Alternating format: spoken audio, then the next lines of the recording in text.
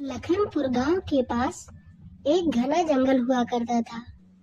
उसी जंगल के किनारे मिट्टी और फूस का एक छोटा सा घर था। उस घर में धर्मा नाम की एक गरीब और बेहद ममतामयी माँ रहती थी। उसका पूरा संसार उसका इकलौता बेटा था। धर्मा के पति की मृत्यु कई साल पहले ही हो चुकी थी। तब से वह अकेले ही अपने बेटे को पाल पोस रही थी।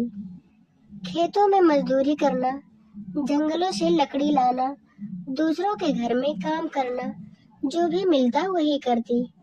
गरीबी थी लेकिन दिल बड़ा था। धर्मा अक्सर कहा करती थी, भगवान ने जो दिया है वही काफी है।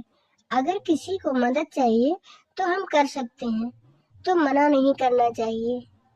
एक दिन सावन का महीना था। रात में भारी तेज बारिश हो रही थी। सुबह जब धर्मा ने आंगन में झाड़ू लगा रही थी तो उसकी नजर कोने में पड़ी एक काली चीज पर पड़ी।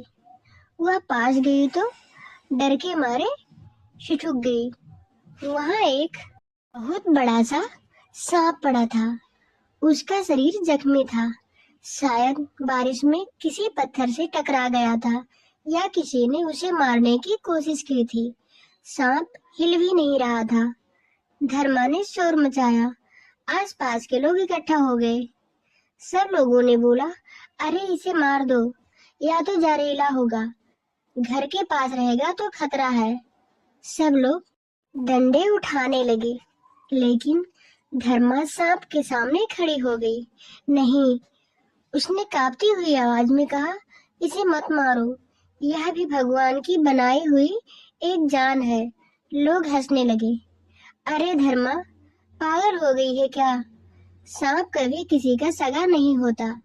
धर्मा बोली, आज अगर यह कमजोर है तो हमें ताकत दिखाने का हक नहीं है। अगर मारना होगा तो भगवान मारेगा। लोग सिर हिलाते हुए चले गए। धर्मा बहुत हिम्मत करते हुए सांप के पास कटोरी में दूध रखा। पहले तो सांप ने कोई प्रतिक्रिया नहीं दी, लेकिन थोड़ी देर बाद उसने धीरे धीरे दूध पी लिया। अगले कई दिनों तक धर्मा रोज उसे दूध देती, उसके घाव पर जड़ी बूटियां लगाती। मोहन डरता था, माँ अगर सांप ने काट लिया तो? माँ मुस्कुराकर बोली, बेटा, जिसने किसी की जान बचाई हो वह जान नहीं लेता। धीरे धीरे सांप ठीक होने लगा। एक दिन सांप फुफकारा, जैसे धन्यवाद कह रहा हो, और फिर जंगल की ओर चला गया। धर्मा ने हाथ जोड़कर कहा, जहाँ भी रहो खुश रहो। समय बीतता गया। मोहन बड़ा हो गया। वह समझदार और मेहनती लड़का था। माँ बेटे की जिंदगी सादगी से चल रही थी। एक दिन गांव में अकाल पड़ गया।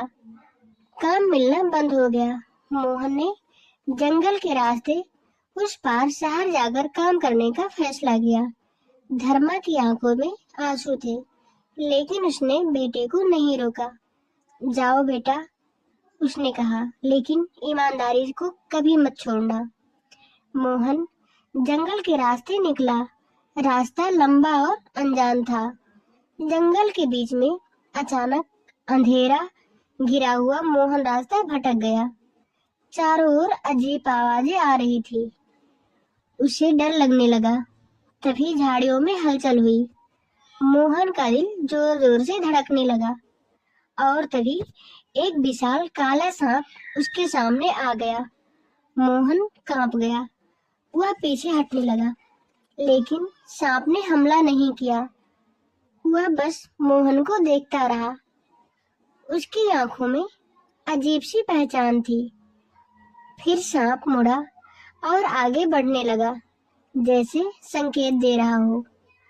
मोहन को समझ में आ गया कि उसने सांप का पीछा किया है। कुछ देर बाद सांप उसे जंगल के सुरक्षित रास्ते तक ले आया, जहां से गांव साफ दिख रहा था। सांप ने आखिरी बार मोहन की ओर देखा। और जंगल में गायब हो गया। घर पहुंचा तो माँ ने उसे गले लगा लिया। मोहन ने सब कुछ माँ को बताया। आज मेरी जान एक सांप ने बचाई। धर्मा की आंखें भर आई। वह आसमान की ओर देखकर बोली, भगवान तू कितना न्यायी है। उसी रात धर्मा ने सपने में वही सांप देखा। वह बोला, माँ आपने मुझे जीवन दिया था, आज मैंने आपका ऋण चुकाया। ममता कभी बेकार नहीं जाती। धर्मा की आंख खुली, चेहरे पर शांति थी। उसी दिन के बाद धर्मा और भी विश्वास करने लगी।